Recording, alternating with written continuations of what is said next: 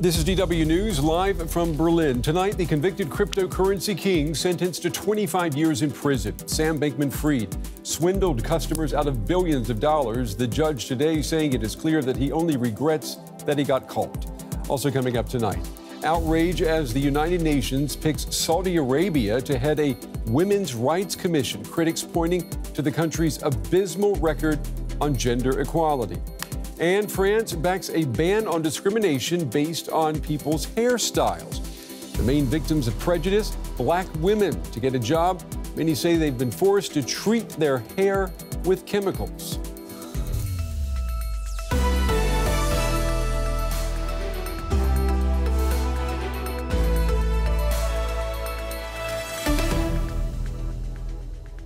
I'm Brent Goff. To our viewers watching on PBS in the United States and to all of you around the world, welcome. Former billionaire crypto boss Sam Bankman-Fried has been sentenced to 25 years in prison for multi-billion-dollar fraud.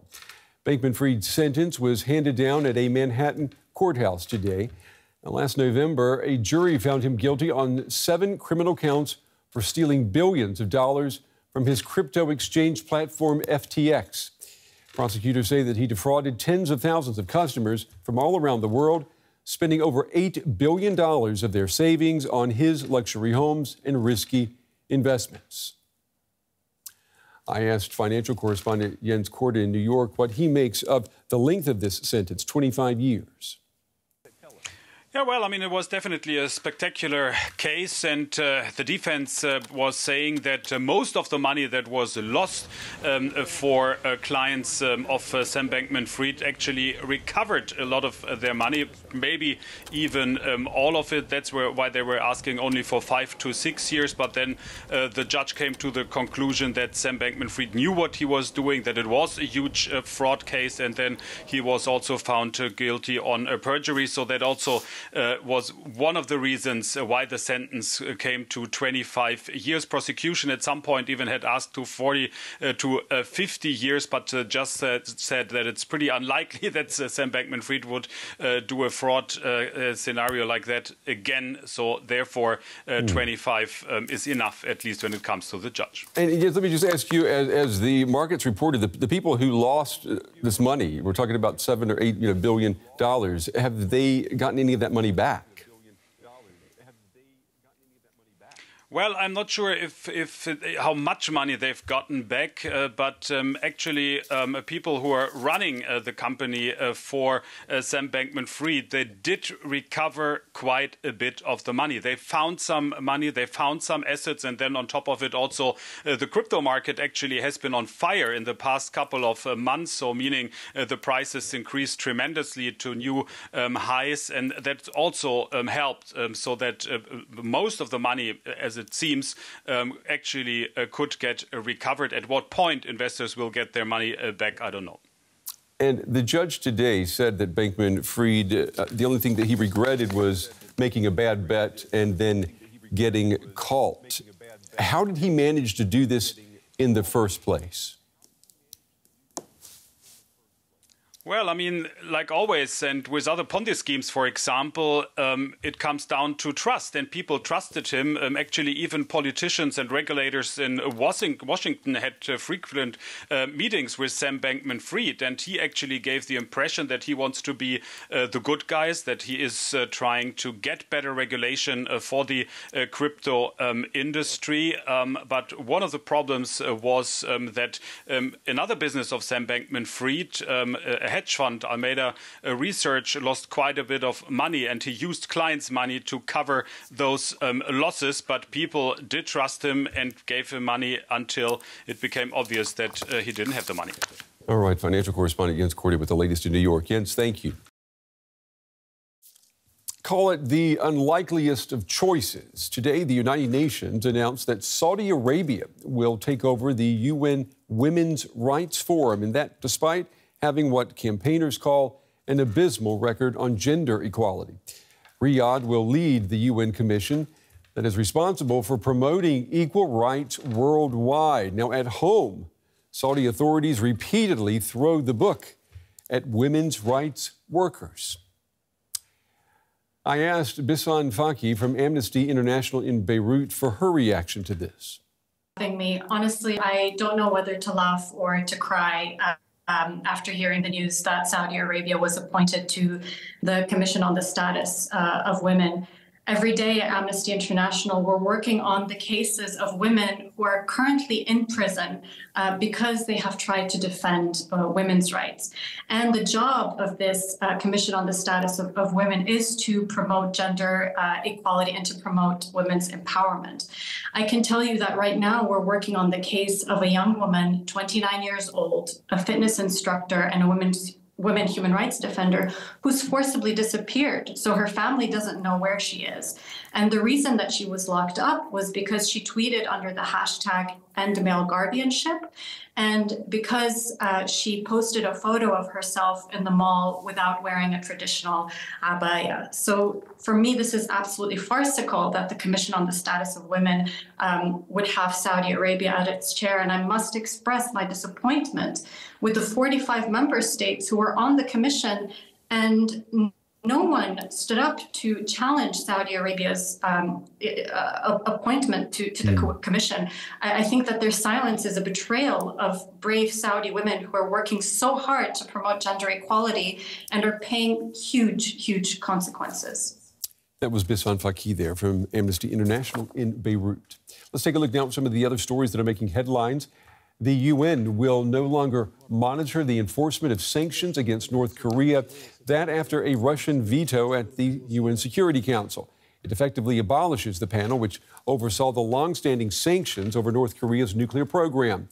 Western countries have accused Russia of trading weapons with Pyongyang to fuel the war in Ukraine. The United Nations has described the situation in Haiti as cataclysmic. Gang violence has spiraled out of control. The UN estimates at least 1,500 people have been killed this year alone, and it blames corruption and poor governance for allowing gangs to control the streets. Well, the violence there is also having an impact outside of Haiti. More than 700,000 Haitians live in the United States, largely in southern Florida. Many fear for the safety and well-being of their families on the island, but it's almost impossible to get help to their loved ones. DW's Washington Bureau Chief Enos Pohl reports tonight from Miami. Miami is home to one of the largest Haitian communities in the U.S. Places like the family bakery serve as gathering points. A lot of people come. They come from Georgia, they come from New York, they come from all over. It feels like everyone here has family in Haiti. It's terrible. Basically, it's a problem even to go out to get food, to go shopping, because you don't know when something is going to happen in the neighborhood. Every time this morning I wake up, I cook eggs and bread. I got everything I want because my fridge has everything. Every time I'm going to eat, I want to cry. When those things happen and then the food get very, very high and people are going to stop to come to the United States. Tessa Petit was born and raised in Haiti. She now works here in the U.S. as a social worker helping immigrants. She says she sees the pattern. Whenever there's been a major crisis on the island, Haitians try to get to the U.S. by boat. The boats, the means of transportation have not changed over the years. They are man-made, very basic boats. And with what would normally have a capacity of maybe 20 people, will be loaded with about 60 or 70 people. Sometimes they may be diverted by high seas and they may end up in the Bahamas, or they may end up on the coast of Cuba, or they may end up somewhere else. During this journey that can last anywhere between 5 to 7 days, people will have no access to water, no access to food.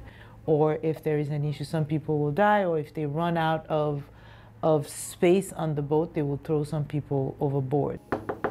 I visit Shirley Oxez. She hosts a daily news show out of Miami for the diaspora. Hi, I'm good. How are you? I'm good. How are you? She's in regular contact with her family in Haiti, but messages can sometimes be very distressing. We're gracious to WhatsApp.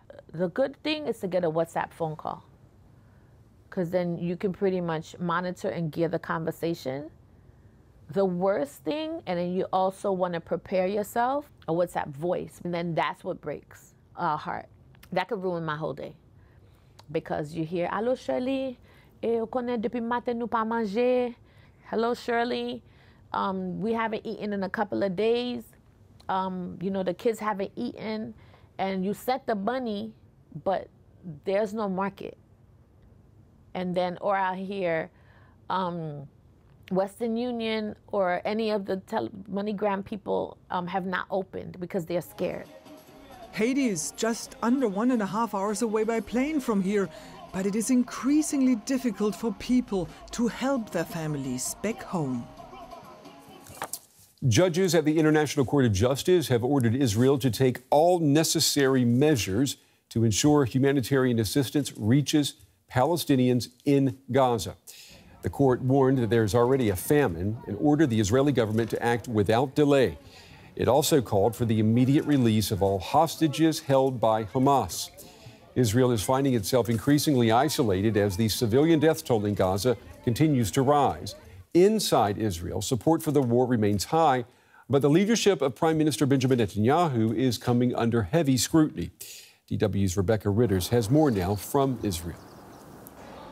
When Israel launched its war on Gaza in response to Hamas's deadly terror attack, Israelis overwhelmingly supported the operation. 6 months on, that support remains steadfast. I think it was definitely the right decision because it was needed to happen, that they needed to get rid of Hamas because they've been terrorizing this country. It was reprehensible what they did, and we had to react. Absolutely, I support the war. It's our future. A January poll shows nearly 95% of Jewish Israelis think the military has used appropriate or too little force in Gaza. And nearly 90% think the number of Palestinians killed or wounded is justified. But support for the government's war strategy does not translate to support for the government, especially its leader, Prime Minister Benjamin Netanyahu. Many hold him responsible for October 7 and for the inability to get back all the hostages. Protests against him have become commonplace. Minister Benjamin Netanyahu is more focused on his survival as a prime minister, on his survival as a free citizen. He's more concentrated on his trial than to release the hostages. In the early days of the war, a poll showed that a staggering 3/4 of Israelis wanted to see Netanyahu resign, either immediately or after the war.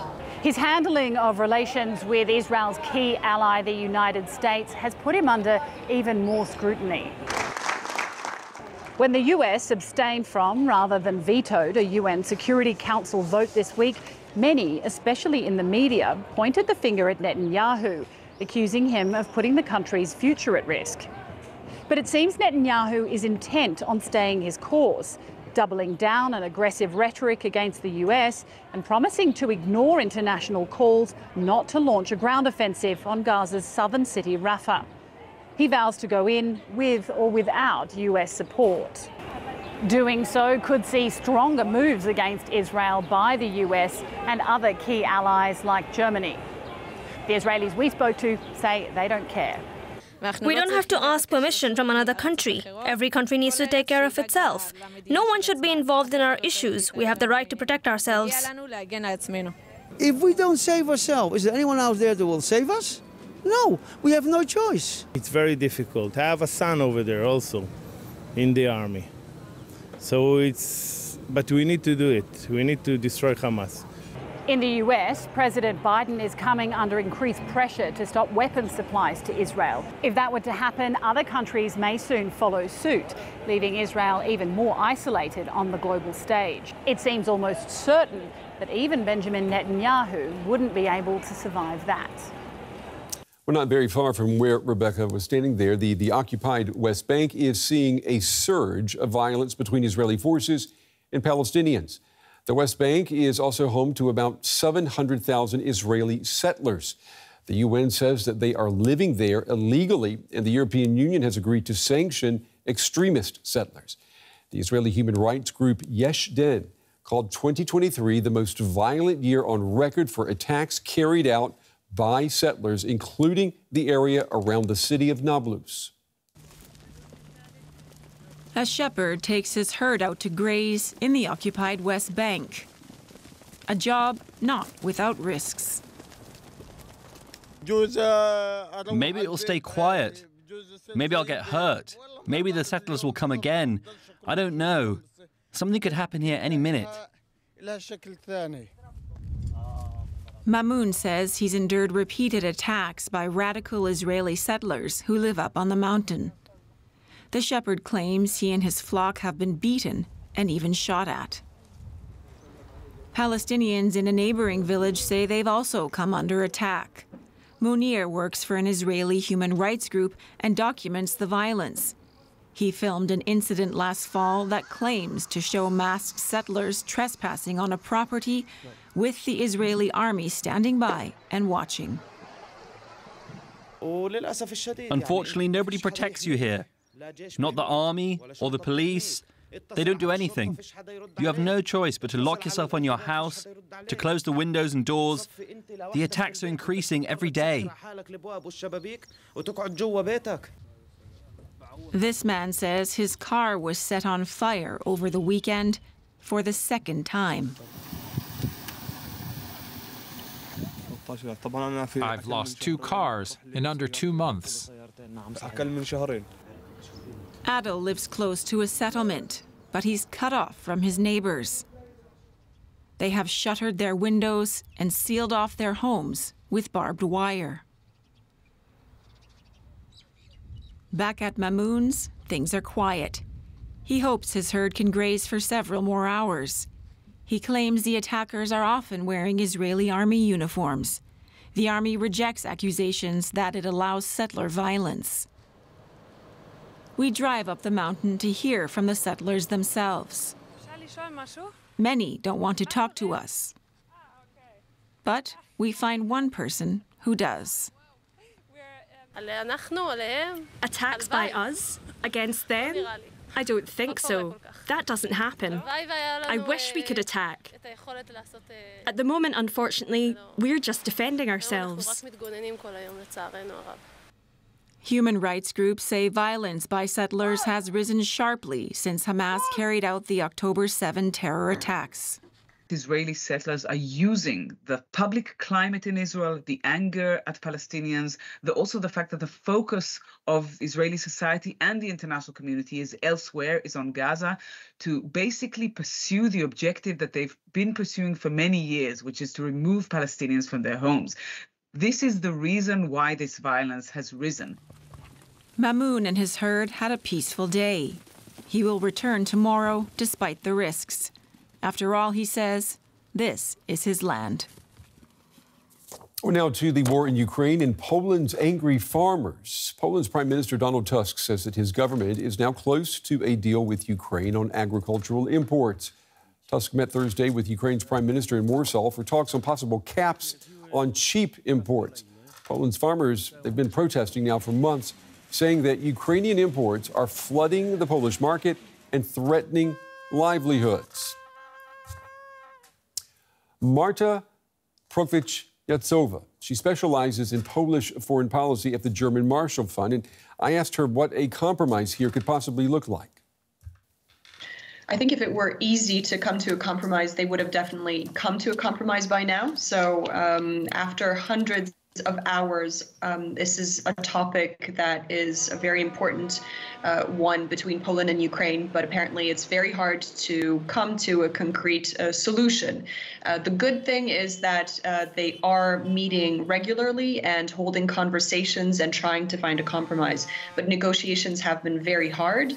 At the same time, they have not impacted Polish support for the war in Ukraine, have not impacted the military deliveries to a significant extent, and Poland and Ukraine continue to stand against their common enemy while trying to solve this bilateral issue. Yet farmers have been protesting now in Poland for a year, initially spurred on by the former right-wing government. Now, how big of a challenge are the farmers' protests going to be for the new government led by Donald Tusk? They're definitely a challenge. This is perhaps not the biggest issue that the government has to deal with, but definitely top of the agenda, especially in view of the fact that Poland will be holding its local elections very soon, next week actually. So this is an issue that has wide support in the population, in the sense that farmers and what the protests that they're voicing are supported by wide segments of the population, including hunters and other groups of supporters. Therefore, this is definitely very high on the government's agenda. Of course, the war being the top priority, because it's a security issue. Is there a sense in Poland that Ukraine's leaders recognize and empathize with the plight that farmers are in now and have been in for the past 2 years? I do think that there is acknowledgement of the difficulties on both sides, from, on the one hand, Poland being aware of the fact that Ukrainians are at war and they're in a dramatic situation, and Poland is entirely supportive of Ukrainians' fight against the common enemy. At the same time, Ukrainians wanting to come forward with different forms of compromises and acknowledging that the issue of agriculture is one that is highly strenuous in these relations. And I think what's important to remember in these bilateral relations is that whatever happens now and whatever way this issue is treated is important going towards the future, because Ukraine will eventually become an EU member. Yeah. Marta Brovich-Jazowska with the German Marshall Fund in Warsaw. We appreciate your time tonight and your analysis. Thank you. Thank you. Well, can your hairstyle get you fired? Well, apparently not anymore in France. The country's lower house of parliament today passed a bill banning workplace discrimination based on how people wear their hair. Estelle Valois works as a consultant. She's had to navigate the tangled politics of hair as a black woman in France since she was a child. When I was younger, I remember lamenting the lack of salons and even hair products. There was a time when, unfortunately, we had to use products designed for European hair and not adapted to our hair. French salon owner Aude Yampo encourages women to take pride in their natural hair, especially if they've been told it's unprofessional. Sometimes they thank us and they say, thank you, because thank to you, sorry. I really understand my hair, and I can wear them natural, the way I am. Natural hair means it's not been straightened with heat or chemicals. Some black French women say their employers have threatened to fire them for it. MP Olivier Servat drafted this bill to ban discrimination based on hair texture, length, color, and style. At this time, I'm thinking of all the people who, in the work environment, made the effort of straightening their hair to get a job. They'll be able to say, be careful, Mr. Employer, this is discrimination, and you'll face sanctions such as prison or a fine. That's why I think it's fundamental that we expand this legislation. Back at the salon, the consultant says France's draft law could protect anyone who wants to feel comfortable being themselves. There's no reason to be ashamed of who you are, whether it's your hair or even the fact that you don't have any. It can be an issue for bald men, for instance, to feel less valued because they're bald. All of this law, the way I see it is that today, we're going even further towards taking down these barriers of discrimination. French lawmakers approved the bill on Thursday, which earlier faced opposition from the far right, who believe France already has enough laws to protect against discrimination. Well, artificial intelligence or humans, which or who brews a better beer? Researchers in Belgium decided to investigate the preferences of our palates, and the results, they could leave some with a hangover. Beer is a complex drink containing thousands of chemical compounds. Exactly which chemicals give beer certain aromas have been a mystery to science until now. So the chemistry is something that we can measure scientifically. The aroma is what humans perceive. So it's what you think of as taste when you drink and smell the beer. And that's something we cannot measure scientifically. It's normally done by having people taste the beer and then noting down what they think of it. The machine learning really allowed us for the first time to connect the dots and to go from the chemistry and predict how all those molecules together would be perceived by humans. Hundreds of chemical traits from Belgian beers were identified by scientists. Those traits were then linked to sensory profiling data from 16 professional beer tasters and more than 180,000 online reviews from the Rate Beer website. Using the sensory data and beer's chemical profile, scientists trained AI to predict which ingredients tasters would enjoy the most. Beer was then adapted according to a recipe from the neural networks. Tasters rated how much they liked it, compared to non-AI adjusted beer. Machine learning models could predict from a beer's chemistry how it would taste and be appreciated by people in the study with an accuracy of 80%. Compare that to conventional models, which could predict a beer's taste and success at an accuracy of between 50 and 60%. Despite AI's success, scientists claim brewers can relax, for now anyway. Our AI models are not replacing brewers. They only predict how the chemistry of a beer would need to change to maybe make it better or to change specific features of the beer.